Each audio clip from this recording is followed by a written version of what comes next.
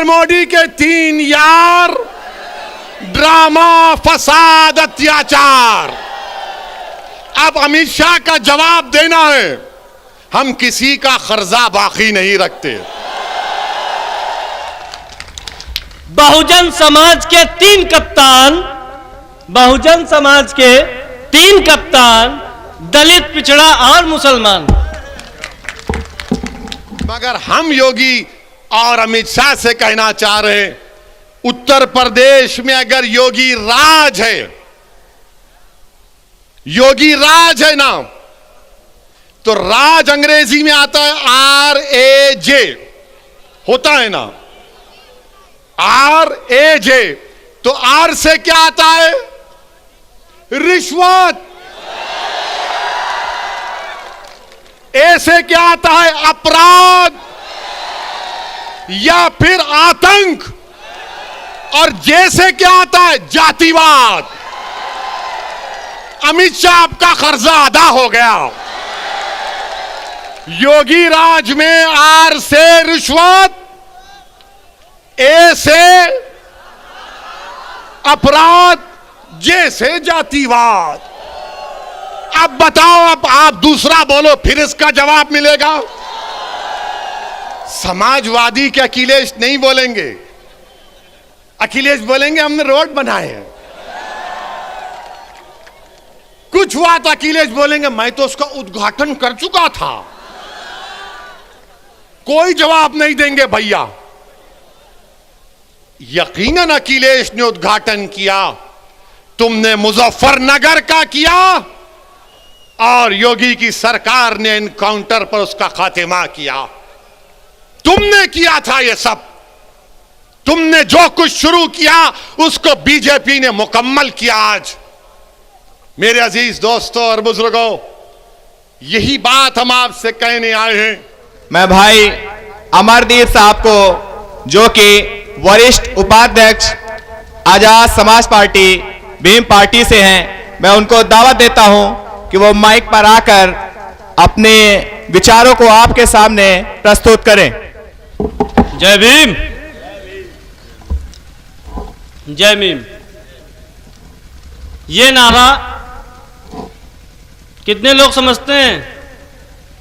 ये हमारे मुस्लिम भाइयों के साथ में जो एक निर्माण है हमारे समाज का, बहुजन समाज, उसकी पहचान है। हम लोग अभी तक 15% की आबादी वाले लोगों के गुलाम बने हुए हैं। बाबा साहब डॉक्टर भीमराव अंबेडकर जी ने हमें शारीरिक आज़ादी तो दिला दी, किंतु आज भी हमारा समाज मानसिक गुलामी में जकड़ा हुआ है। वो वोट देने के नाम पर हिंदू बन जाता है और जब वो लोग जीत कर जाते हैं, जब हमारी हिस्सेदारी की बात आती है, तो हमारे लोगों को 6743 जातियों में विभाजित कर दिया जाता है। आओ मेरे पिछड़े वर्ग के हिंदू भाइयों, मैं तुम्हारे साथ काम करने के लिए तैयार हूं। मैं तुम्हारे साथ ठहर कर तुम्हारी लड़ाई लड़ने के लिए तैयार हूं। मैं हमारे दलित भाइयों से कह रहा हूं, मैं हमारे दलित भाइयों से कह रहा हूं, अगर आपको यह शिकायत है कि बीएसपी आपकी बात नहीं कर रही है, तो असदुद्दीन ओवैसी तुम्हारी बात करने तैयार है, तुम्हारे खिलाफ इंसाफ का मुतालबा करने के लिए तैयार है। अगर आप हिंदू मानते हैं और आप SC ST OBC वर्ड से आते हैं, तो वही हिंदू शास्त्रों में आपका और आपके बुजुर्गों का अपमान किया गया है। आपकी वर्ण व्यवस्था के अनुसार आप शूद्र हैं और वही शास्त्र रामचरितमानस लिखता है, ढोल तड़ाग शूद्र पशुनारी, सकल ताड़ना के अधिकारी, विप्र पूज्य है सकल गुणहीना, शूद्र न पूजे गुण ज्ञान प्रवीणा। क्या आप ऐसे ही हिंदू बनना चाहते हैं जिससे आपका, आपके महापुरुषों का अपमान हुआ करे?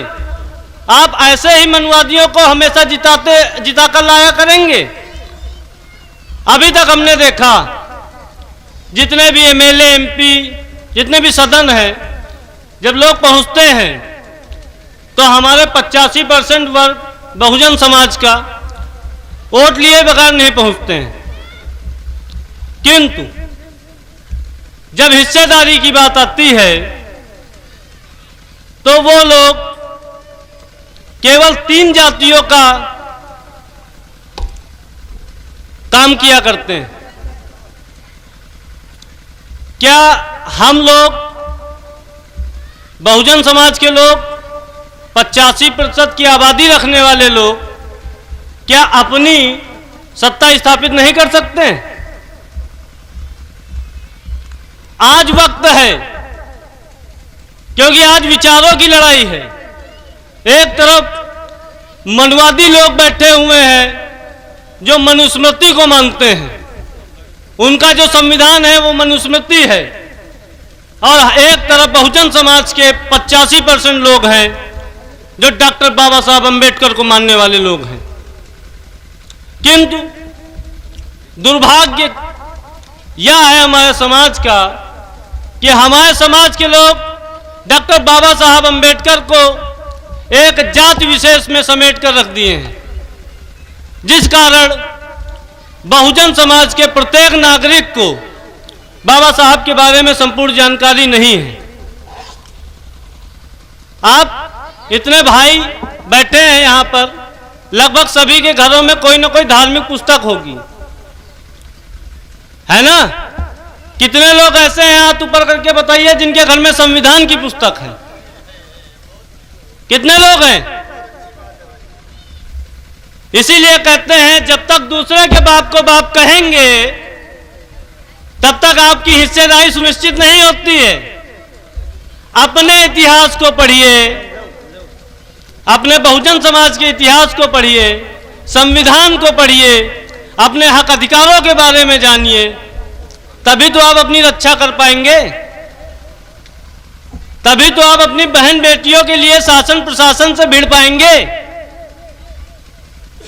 हमारे समाज में आज भी कुछ ठेकेदार हैं जो मनुवादियों के गुलाम हैं। हमने देखा है, आज हमारे समाज का कार्यक्रम है, यहाँ पे कितने लोग दिखाई पड़ रहे हैं? चंद लोग। अभी अनिल सिंह का कार्यक्रम होता तो बसों में भर कर जाते हैं हमारे लोग, केवल किस लिए? 200-250 रुपए में, केवल 200-250 रुपए में। और इसका जिम्मेदार कौन है? आपके पास विश्व का सबसे पावरफुल ग्रंथ है संविधान, किंतु आप लोग उसे आज तक पढ़ना नहीं चाहे। अगर आपने उसे पढ़ा होता, शिक्षित हुए होते, तो शायद आप आज यहां पर लाखों की भीड़ होती और अनिल सिंह की कुर्सियां सारी की सारी खाली पड़ी होती।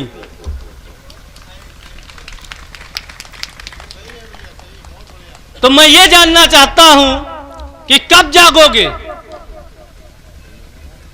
कब अपनी सत्ता स्थापित करोगे? कब तक 15% वालों की गुलामी करते रहोगे?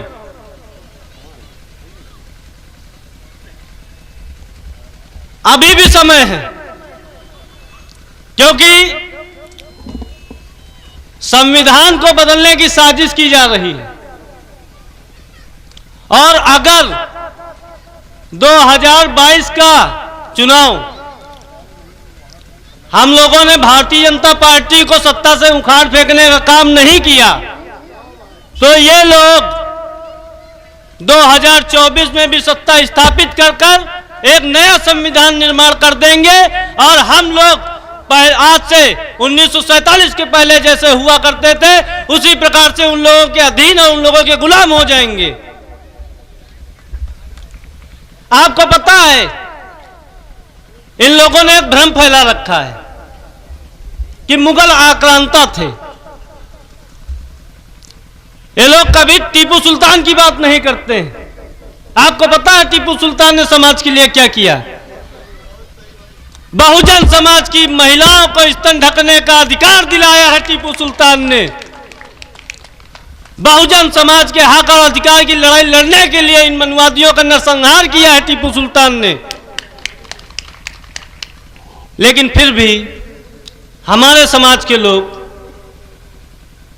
हिंदुत्व के नाम पर, हिंदू के नाम पर हमारे अपने भाइयों का विरोध करते हैं। मुस्लिम हमारे भाई हैं, गुलाम तो इन लोगों ने बनाया। जब अंग्रेज थे तब भी इन लोगों के गुलाम थे, हम लोग अंग्रेजों के गुलाम कभी नहीं थे। ये लोग अंग्रेजों के गुलाम थे और जमींदारी प्रथा इन लोगों के हाथ में थी और इन लोगों ने हमको गुलाम बना के रखा। और आज ये लोग हमको हिंदुत्व का पाठ पढ़ाएंगे। ये लोग अपने लोगों का विरोध कभी नहीं करते हैं, जबकि इनके लोगों ने इनके ही शास्त्रों में लिखा है। पंडित राहुल सांकृत्यायन ने लिखा है ओल्गा से गंगा में कि आर्य विदेशी है। और जो ये अयोध्या के राम बताते हैं, ये राम नहीं है, ये हमारे मौर्यवंशी राजा बृहदत्त मौर्य का हत्यारा पुष्यमित्र शुंग है, जो कि एक ब्राह्मण है। तो हम लोग ये जानना चाहते हैं कि हम उन्हीं लोगों को क्यों मानते चले आ रहे हैं। हम लोग किस हिंदुत्व का एजेंडा लेकर चल रहे हैं। आप भाई साहब कहते हैं आप हिंदू हैं, अब आप हिंदू हैं या आप मूल निवासी हैं? आप भारत के मूल निवासी हैं, आप हिंदू नहीं हैं। जिन लोगों को यह भ्रम है कि वो हिंदू हैं, वो लोग ये जान ले कि आपको हिंदू इसलिए कहा गया क्योंकि आपसे गुलामी करवानी है उन लोगों को। और जब तक आप उनकी गुलामी स्वीकार कर रहे हैं तब तक आप हिंदू हैं। जिस दिन आपने विद्रोह कर दिया उस दिन से आप हिंदू नहीं हैं। इन्हीं लोगों ने बाबा साहब को संविधान सभा में जाने से रोका और आज हमारे लोग बड़े बड़े पोस्टर बनाकर पोस्ट करते हैं सोशल मीडिया पे, सरदार पटेल को बधाई देते हैं, उनके जन्मदिन पर बधाई देते हैं लोगों को। और आपको पता है सरदार पटेल ने कहा था सारे खिड़की दरवाजे बंद कर दो, जिससे डॉक्टर बी.आर. अंबेडकर संविधान सभा में न पहुंचे। और वहीं पर हमारे मुस्लिम भाइयों ने बंगाल से, इतने समय जो क्षेत्र बांग्लादेश में लगता है, उन्होंने अपने क्षेत्र से बाबा साहब को जिताकर संविधान सभा में भेजने का कार्य किया। तो हमारे लोगों का जितना भी सहयोग हुआ वो हिंदुओं ने नहीं किया, वो हमारे बहुजन समाज के लोग, हमारे मुस्लिम भाइयों ने किया। किंतु आज भी यहां इतने लोग आए हैं, बाद में जाकर हमारे बारे में बहुत उल्टा सीधा कहेंगे कि ये तो हमारे हिंदू धर्म को मानने से इनकार कर रहा है। किंतु आज भी मैं यही कहना चाहूंगा, अगर आज भी ये भ्रम रहा आपके अंदर, तो वो समय दूर नहीं जब आप फिर से गुलामी की बेड़ियों में जकड़ जाएंगे और आपके लिए एक समय निर्धारित कर दिया जाएगा कि आप इतने समय ही बाहर निकल सकते हैं और आपको जहां पर जानवर बांधे जाते हैं अस्तबल जैसी जगह पर, उससे भी घिनौनी जगह पर रहने के लिए मजबूर कर दिया जाएगा। इसलिए मैं अपने जितने भी साथी हैं एससी, एसटी, ओबीसी, उन लोगों को बताना चाहता हूं कि मनुवादी लोग कितना भी कहें आप हिंदू हो, किंतु आपको अपने विचारों पर अडिग रहना है। आप लोगों को यह कहना है कि हम भारत के मूल निवासी, हम अंबेडकर को मानने वाले अंबेडकरवादी हैं, हम हिंदूवादी कतई नहीं हैं। इसी के साथ मैं अपनी वाणी को विराम देना चाहता हूं। जय भीम, जय मीम, नमो बुद्धाय, जय अंबेडकर।